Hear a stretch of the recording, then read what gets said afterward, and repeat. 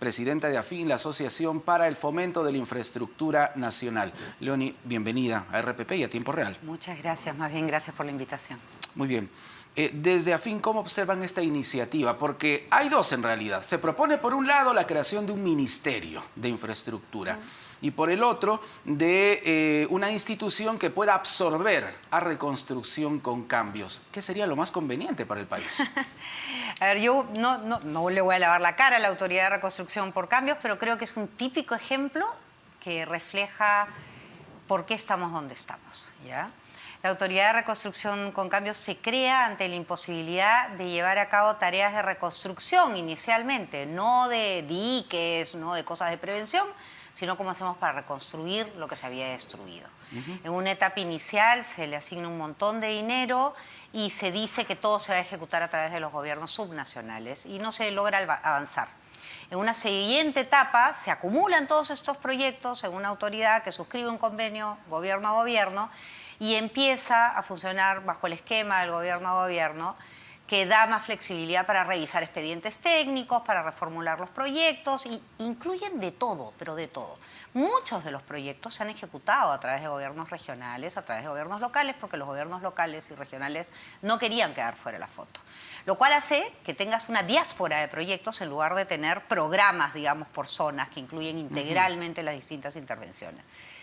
Pero parte del drama, y ahí viene, voy a entrar al asunto del Ministerio, la Autoridad de Infraestructura, es que la construcción de infraestructuras de cualquier tipo es un proceso que empieza en la planificación, después viene la formulación del proyecto y la aprobación de los códigos del InviarTPE y todo lo demás. Correcto. Después viene la definición de si lo das por APP, se lo das a proinversión, si lo quieres hacer por horas por impuestos, se lo das a proinversión a partir de cierto tamaño.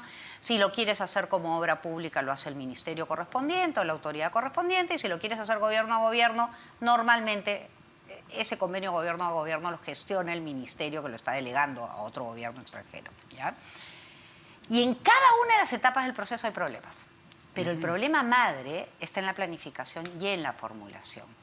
De lo que yo he escuchado, buena parte de por qué nos hicieron algunos trabajos de reforzamiento de cauces y de limpiezas y qué sé yo, tiene que ver con que la formulación venía mal hecha. Y entonces cuando tú recibes un expediente técnico de 100 y a la hora que empiezas a ver la ingeniería cuesta 600, los funcionarios públicos se mueren de miedo. Y es verdad, es una reacción natural. Entonces tenemos que empezar a planificar mejor, tenemos que empezar a planificar programas, no intervenciones sueltas. Hago un colegio pero no tiene agua, no tiene desagüe, no tiene luz, claro, no tiene no internet. O lo pongo si no al lado de una articulado. quebrada y no tiene ninguna Claro. racionalidad con la planificación urbana de esa ciudad, y ahí hay niños o no hay niños, de repente es una zona donde viven puras personas de la tercera edad y ponen un colegio, ¿no? Entonces, esa mirada más integradora, no solamente en términos del manejo del territorio, sino también en términos de qué hago, en qué orden, para que no te pase pues una cosa que no tiene nada que ver con el fenómeno horroroso que está viviendo el Perú completo. Ya básicamente todo el Perú está teniendo algún tipo de desgracia, claro, por estos fenómenos, que además hay que decir cada día van a ser más recurrentes con el cambio climático, ¿no? Entonces, si tú no tienes una mirada territorial que evite, por ejemplo, que la estación del metro llegue donde no va a estar el nuevo aeropuerto, porque eso mismo está pasando, es distinto, es una situación distinta, pero que refleja el mismo problema. Y una y otra vez ves lo mismo. Majes ahorita está trabado, pero si se destraba, se van a construir ciudades alrededor de Majes. ¿Quién está planificando esas ciudades? Los servicios públicos que van a necesitar. Claro, hay que mirar más allá entonces. Hay que mirar el territorio como un espacio en donde se planifique integralmente. El nivel de la infraestructura nacional. Bueno, el tema de las carreteras, por ejemplo, también es un dolor de cabeza, ¿no? Ya que hablábamos de obras y de proyectos que muchas veces no están articulados. Entonces, es necesaria una institución que pueda canalizar de manera conveniente un trabajo que ha sido repartido y que vemos, lamentablemente, no ha tenido un camino adecuado. A ver, como decía, es como en cualquier función pública, privada, uno tiene que mirar el proceso, ¿no? Para ver qué entra y qué sale, para que salgan las cosas como deben salir, ¿no? Y nuestro proceso está repartido a lo largo y ancho del sector público. Entonces, si tienes en cuenta que tenemos inmensas necesidades, se calcula que la brecha de infraestructura en el Perú, nosotros decimos que son 160.000 millones de dólares, otros dicen que son 110.000 millones de dólares, En AFIN hicimos alguna vez el cálculo que habría que invertir 7% del Producto Bruto Interno al año para cerrar las brechas. Imposible, ¿no es cierto? Es gigante, es gigante. Pero si tienes en cuenta que tienes una necesidad gigantesca, y acabamos de ver con las protestas el nivel de insatisfacción que tiene la gente por no tener servicios elementales, ¿no? Salud, una posta médica, educación, agua, desagüe, internet, en fin. Si tienes en cuenta que tienes una brecha inmensa, si tienes en cuenta que tampoco es que tenemos montones de técnicos súper buenos en hacer estas cosas, tenemos una cantidad de recursos técnicos que saben de estas cosas determinada como país. Claro. ¿No? Mucha necesidad, poca gente. ¿Y qué hemos hecho? A esa poca gente le hemos repartido en miles de sitios donde todos hacen básicamente lo mismo y lo hacen por separado.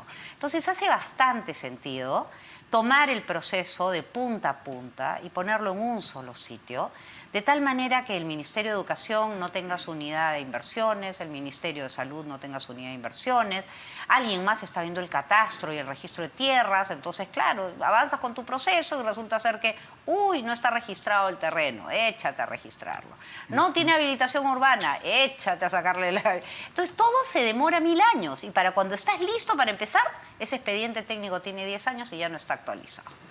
Entonces, hace mucho sentido poner a esa gente valerosa que sigue apostando por trabajar en nuestro sector público, ponerla en un solo sitio para completar el proceso desde la planificación hasta la entrega final. Sea en obra pública, sea en APP, sea en obra por impuestos, sea en gobierno a gobierno. Y empezar a tener una planificación por espacios, por territorios.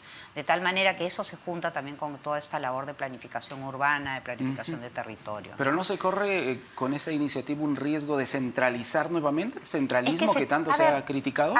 A ver, yo hoy día hablaba con una persona a la que estimo muchísimo y le decía que esto, a veces siento que en el Perú vivimos como, es como que si tú tuvieras un hijo de 25 años y tú le pagas su departamento, le pagas la luz, el agua, el teléfono, el carro, le pagas todo, y viene tu hijo un día y te dice, mi vida es un desastre, no funciona, no logro vivir bien, y tú dices, oye, pero yo te di la plata. A ver, nosotros tenemos 24 gobernadores regionales, tenemos más de 1.800 alcaldes distritales y como 200 y tantos alcaldes, creo que son 200, provinciales. Bueno, toda esta mega estructura burocrática que tenemos no ha satisfecho las necesidades de servicios públicos básicos de la población en los últimos 30 años. Y no ha sido un problema de escasez de recursos, cuando vemos que ejecutan 20%, 30% algunas municipalidades de sus canon, de sus recursos, o que se gastan el dinero pues en hacer monumentos a las cosas más estrambóticas del planeta en distritos o provincias que no tienen agua, que no tienen desagüe, que no tienen protección ribereña. Queda claro que hay un nivel de participación evidente de los gobiernos subnacionales para cierto tamaño de proyectos, pero ningún gobierno regional tiene la cantidad de técnicos, ingenieros, arquitectos, geólogos, en fin, que necesitas, por ejemplo, para hacer un trasvase. No lo tienen. Y la mejor evidencia es que todos esos proyectos están atorados. Maje, Chavi, mira cualquiera. O sea, desgraciadamente tiene que ver con el recurso que tenemos en términos de recursos humanos, de capacidades, ¿no? Y no es que en las regiones haya gente mala, obvio que hay gente competente, pero si tú nunca has gestionado un proyecto de 400 millones de dólares y tu proyecto máximo ha sido de 10 millones, es otro tamaño, es otro animal. Las personas que crían gatos que domestican gatos no pueden ponerse a domesticar un león, son animales distintos. Bueno, pasa lo mismo. Claro, pero el fracaso de ciertas gestiones o del manejo de los recursos no quiere decir que el proceso en sí haya fracasado, porque con esa visión el gobierno central y los ministerios hace rato que han fracasado, ¿no? Y nadie por eso está diciendo que no deben existir ministerios. Sí y no, ya, porque lo otro es cerremos el Estado toditito, ¿no? Ya, lo cerramos. Los procesos de descentralización exitosos en el mundo han sido progresivos y las competencias se han ido dando en función, las facultades se han ido dando en función de las capacidades que se han ido creando a niveles descentralizados. Correcto. Acá les transferimos un montón de dinero, un montón de responsabilidades y las competencias de gestión y las capacidades institucionales no se evaluaron. Ha habido un momento en el anterior mandato de los gobernadores regionales donde creo que salvo uno, todos estaban con procesos penales o con prisión preventiva o tenían que dejar el cargo. Era una cosa increíble. Entonces, tenemos un problema en la forma en que elegimos, en la forma en que se cotiza a la burocracia a nivel regional, servir en más de una oportunidad destacado cuerpos de gerentes públicos a las regiones y no los aceptan o los devuelven. Es increíble. O sea, no puede ser que Ica, en la época que estuvo Fernando Sillonis, tuvo una gestión muy exitosa. Empezaron a funcionar los hospitales, empezaron a funcionar los distintos servicios públicos. Se fue este gobernador, vino el siguiente y todo cayó. ¿Por qué? Porque los funcionarios no fueron respetados, la carrera pública no fue respetada. Entonces, yo no creo que el proceso de descentralización sea algo que no debamos tener, pero creo que tenemos que volver a empezar de cero y volver a construirlo bien hecho. Porque lo que hemos hecho es un edificio de 7 pisos con cimientos de una casa de medio piso. ¿Y reconstrucción con cambios es un fracaso? ¿Se podría en todo caso calificar como un fracaso lo que ha hecho Reconstrucción con Cambios? Nelson Schack, el contralor, ha sido bastante duro, por ejemplo, con esta institución. Me imagino que perfecta no ha sido. Han habido miles de tropiezos en el camino, había un nivel de rotación de funcionarios, un manoseo, intervenciones políticas, desde congresistas, alcaldes, que no, dame esto a mí, que se arranchaban las obras, en fin, ha habido mucho ruido en Reconstrucción con Cambios y no hay que olvidarnos que han habido 2 años de pandemia, donde no se pudo avanzar casi nada. O sea, a veces nos olvidamos que desde el 2017 que empieza esto hay 2 años en hueco, ¿ya? Entonces Reconstrucción con Cambios ha tenido 3 años. Hacer un expediente técnico y pasarlo por todas las ingenierías y todo, te puede tomar 1 año y medio. Hacer una licitación hasta que construyes todo. O sea, la cantidad, hay cientos de obras entregadas en Reconstrucción con Cambios. Hay un montón de ciudadanos en nuestro país, de personas en nuestro país que están hoy día usufructuando de colegios, hospitales temporales, hospitales pronto que van a estar listos, que han sido bien hechos, ¿no? Ahora, quien define pues que el hospital tiene que estar en el pueblito tal, que de repente no tiene médicos, no ha sido Reconstrucción con Cambios, han sido las autoridades políticas. Reconstrucción con Cambios es más un órgano ejecutor. Entonces, por eso digo que el proceso hay que verlo de comienzo a fin. Cuando tienes a alguien que agarra una parte del proceso como Reconstrucción con Cambios, pero no está en capacidad de decir, oye, no voy a construir colegios mientras no haga las defensas ribereñas, por ejemplo, sino que vienen y le dicen, no, el hospital tiene que estar ya, ¿no? Y ya, pues tiene que hacer el hospital ya. No, pero más importante es la defensa ribereña. No, el hospital es más importante, tienes que hacerlo ya. Por eso es que creo que esta iniciativa que ha tenido la presidenta Boluarte, nosotros en AFIN la venimos empujando hace bastante tiempo y que ha recogido otras autoridades. Además, es una iniciativa que tiene respaldo de todas las tiendas políticas. Es uno de esos pocos temas donde hay consenso. Hoy día hablaba con Farid Matuk, y hay que con quien aprovecharlo, no tengo... ¿no? Porque el consenso es lo que falta en nuestro país, precisamente. Ese es el tipo de cosas. Todos queremos tener servicios públicos buenos y todos queremos... A ver, lluvias, inundaciones hay en todas partes del mundo, hasta en los países mejor planificados. Acá el tema es que después de toda la destrucción que tenemos el día de hoy, nos vamos a quedar reconstruyendo nuevamente, ¿cuánto? ¿10 años más? Claro, se ¿no? necesita Entonces, una reacción rápida, ordenada, un trabajo articulado. Prevenir, evitar, mitigar el daño y una vez que tienes el daño, reparar rápidamente, ¿no? Muy bien, Leonie, muchísimas gracias. No, de nada, gracias a ti. Leonie Roca, presidenta de AFIN, la Asociación para el Fomento de la Infraestructura.